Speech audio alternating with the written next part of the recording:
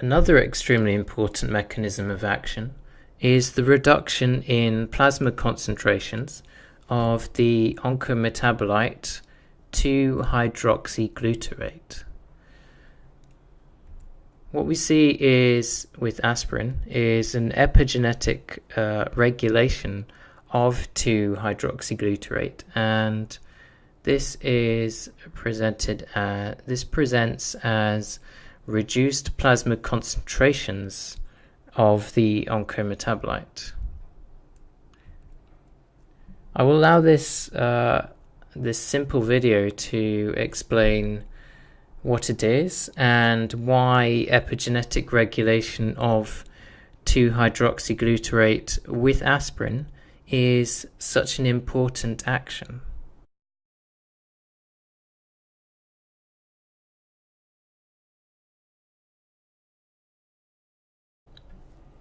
In recent years, we know that aspirin has generated significant interest as a potential chemopreventive agent, supported by strong evidence from epidemiological data. Numerous clinical observations and laboratory studies have shown that regular use of aspirin is associated with a reduced risk of many cancers, including colorectal, esophageal, breast, lung, prostate, and skin cancers. But epidemiological evidence for brain cancer is mixed and inconclusive from what I could find. However, this may be likely due to the size of molecules and its consequential inability to penetrate the blood-brain barrier.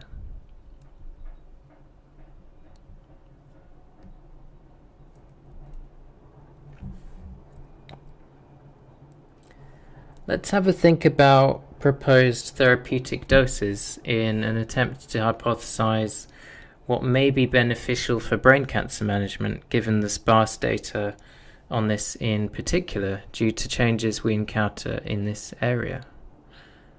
I mentioned this is a really interesting topic before, with lots of different ideas and varying concentrations of the drug being posed as being effective for different types of conditions. So depending on the conditions being treated, aspirin has been used at a range of doses from 75 milligrams for its antiplatelet actions to 325 to 600 milligrams for analgesic actions to 1.2 grams for its anti-inflammatory benefits. So I think the 1.2 grams is a really interesting dose to consider if we think about how these cancers are largely hallmarked by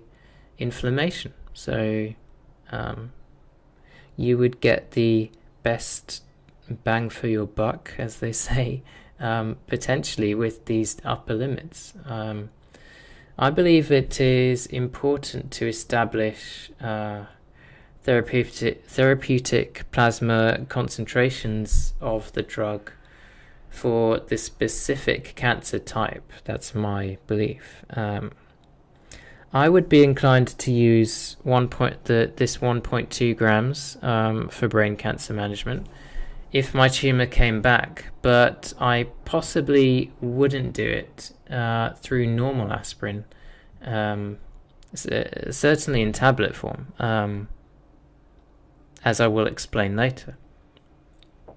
I have a few reasons for this, even though it is very effective, and I wouldn't not consider it.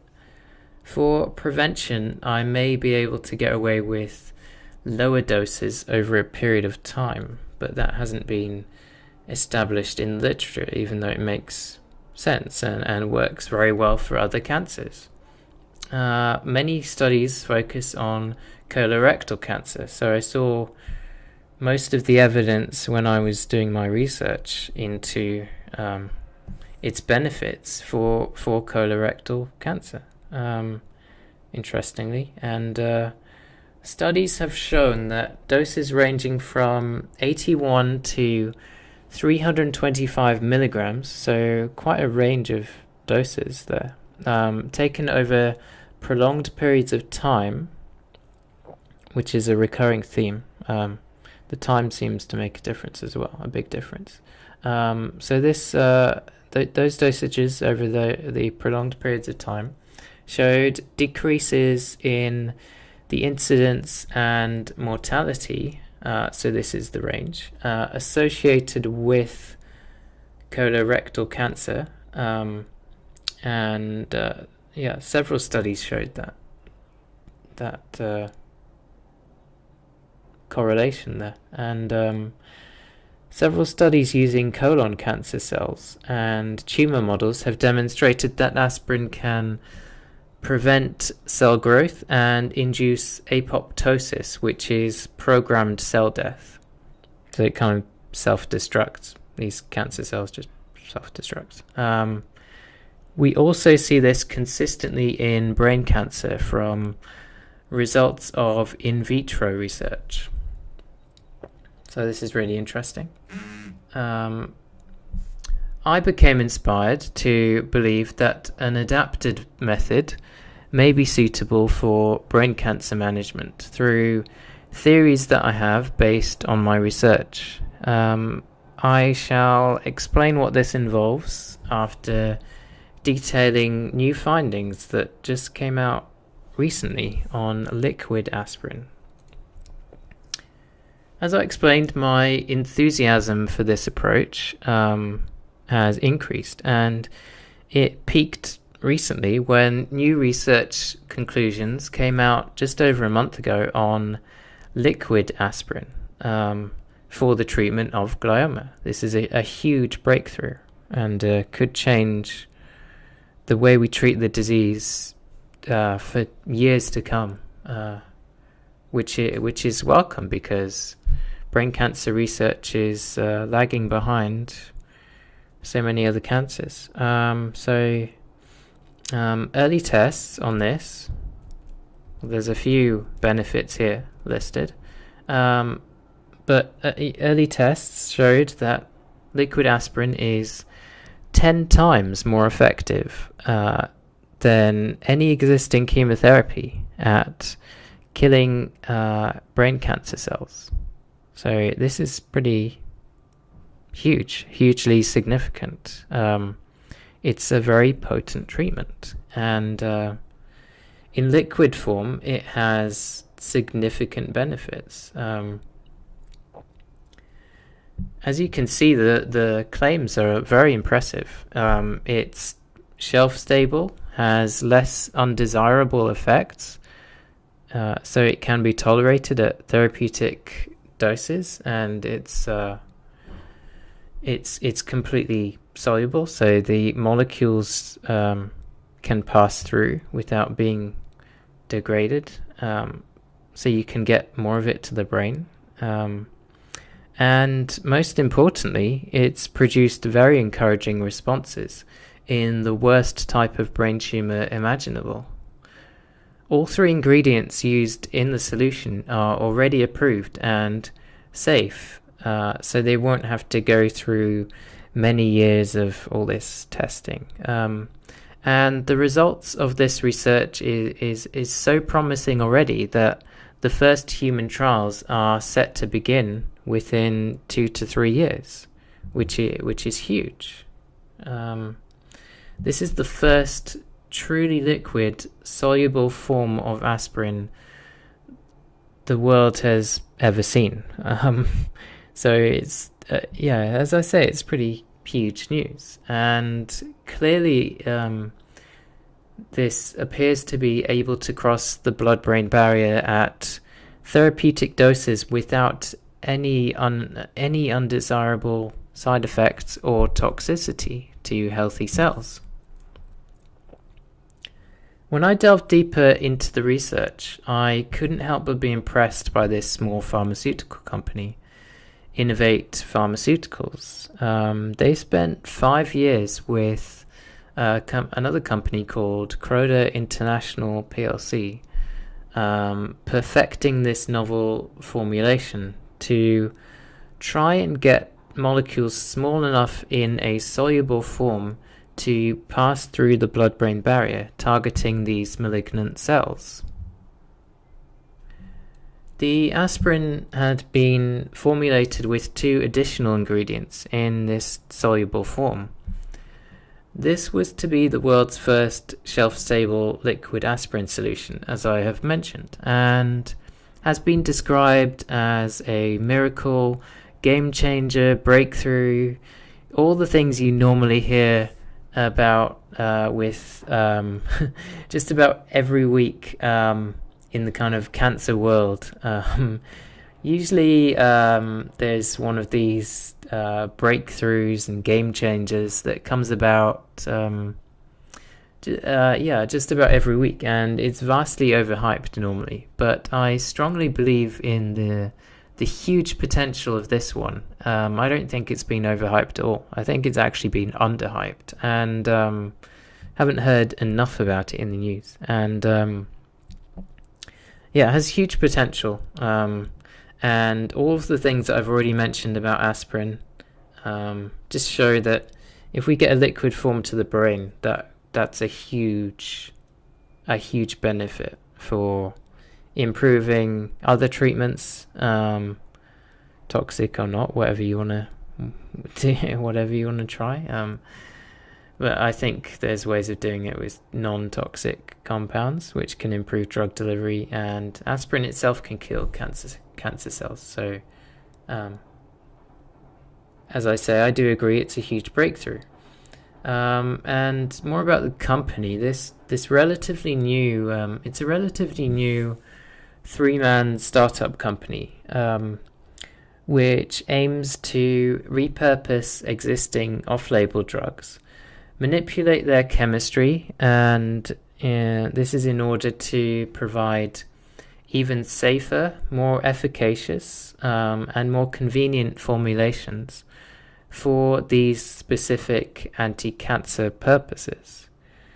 Now, obviously this could lead to the company making a lot of money as they aim to patent these formulations. But I don't have any qualms about this, about that in this fashion, particularly as I actually believe there are other potential strategies that may have not been fully explored that could derive similar results, providing my theories that I have not yet detailed have any substance.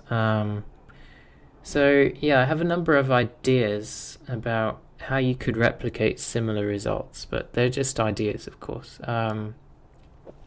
Maybe it's just a dream I have of a method involving completely natural treatments using natural plants without any manipulation or pharmaceutical intervention to manage the disease. I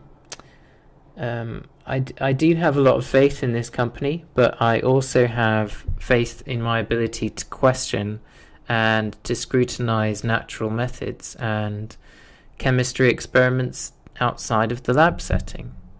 The company claims that their preparation is innovative, and I am indeed truly impressed by what I have read. It certainly is very innovative.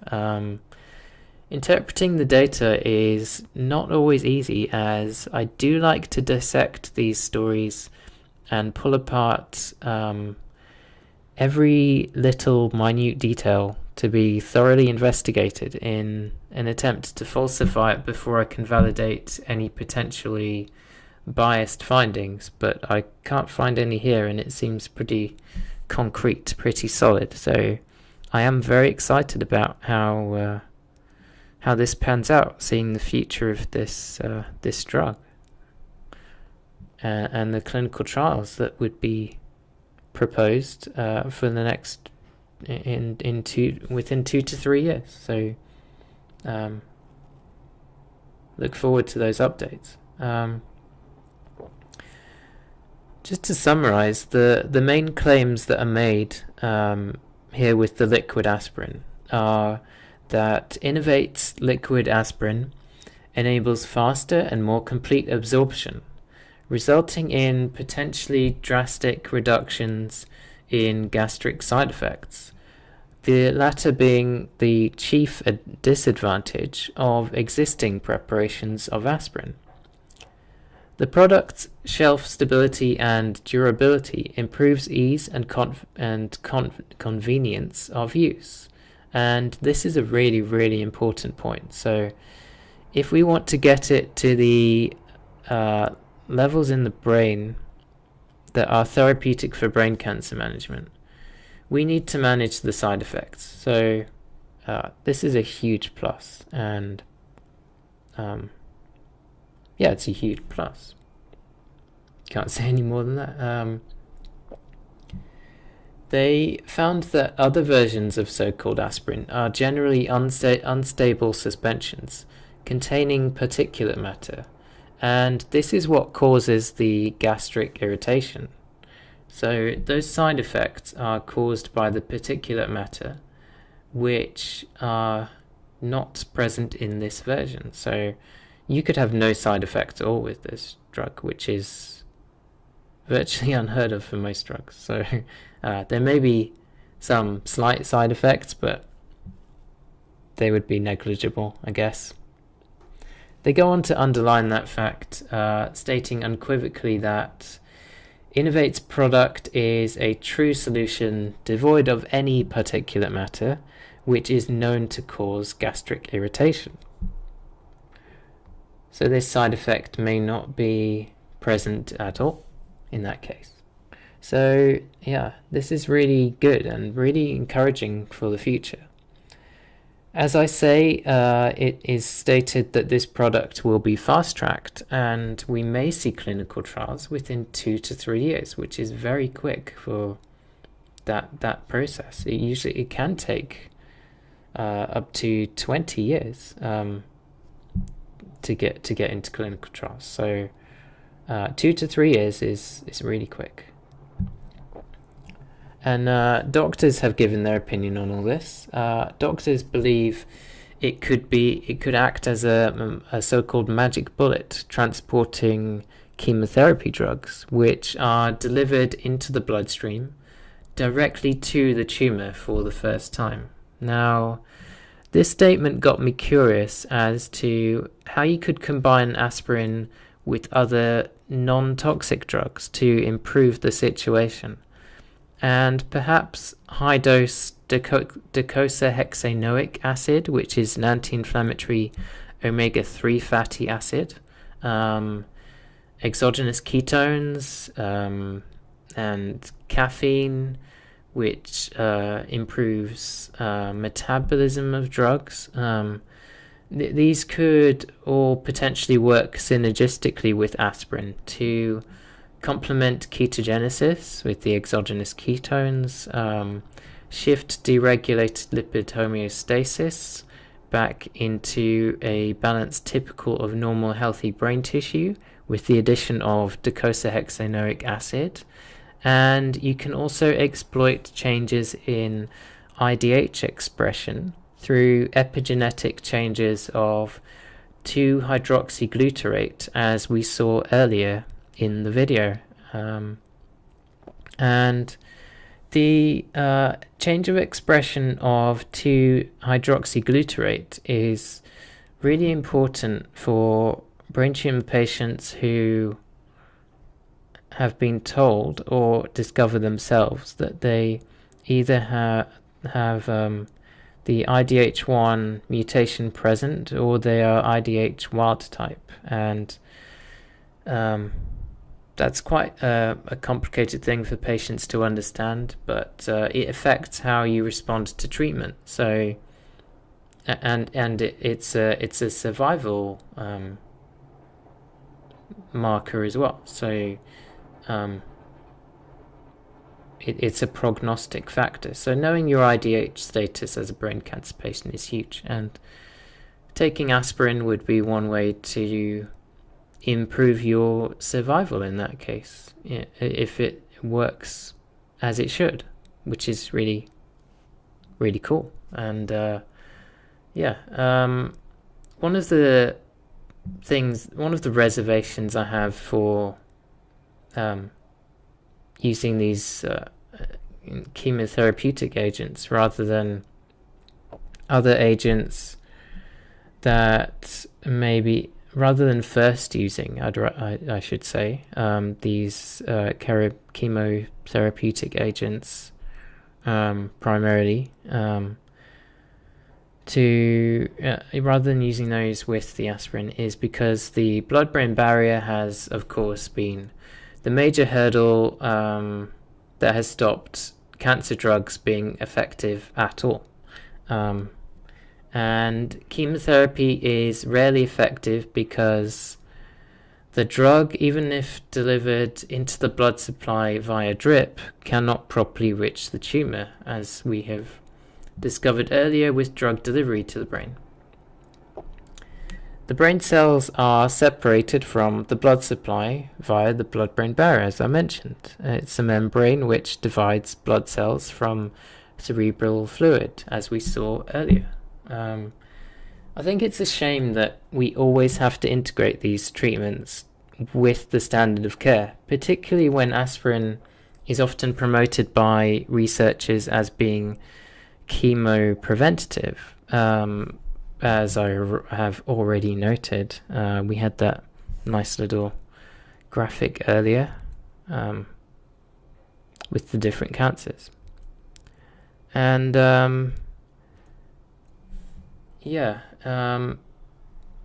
aspirin's really interesting because we already know from brain tumor research that aspirin in itself has the ability to kill cancer cells and has unique properties.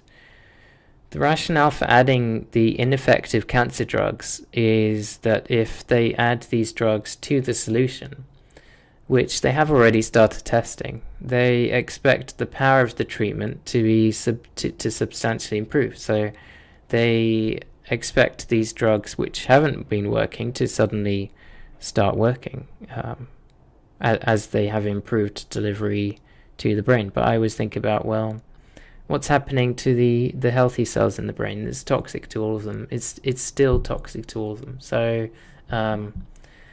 most drug molecules, the molecules is the important thing here with the liquid aspirin, are too large to get through the blood-brain barrier. So this new solution was tested by brain tumor research at the Brain Tumor Research Lab at Portsmouth University. And they revealed that this specifically formulated aspirin can act as a so-called Trojan horse to carry drugs through the barrier. To me, these drugs don't necessarily have to be the ones that are also toxic, as I've said, to the healthy cells in the body and the brain. So we could try testing other drugs that have survival benefits and are toxic to the cancerous cells. So I mentioned exogenous ketones. That would be an interesting combination with liquid aspirin. Another main reason I am enthusiastic about aspirin is that it has very potent potential for as an anticonvulsant, and there are 3 simple reasons for this, as well as the 2 studies I have mentioned below. 3 simple reasons.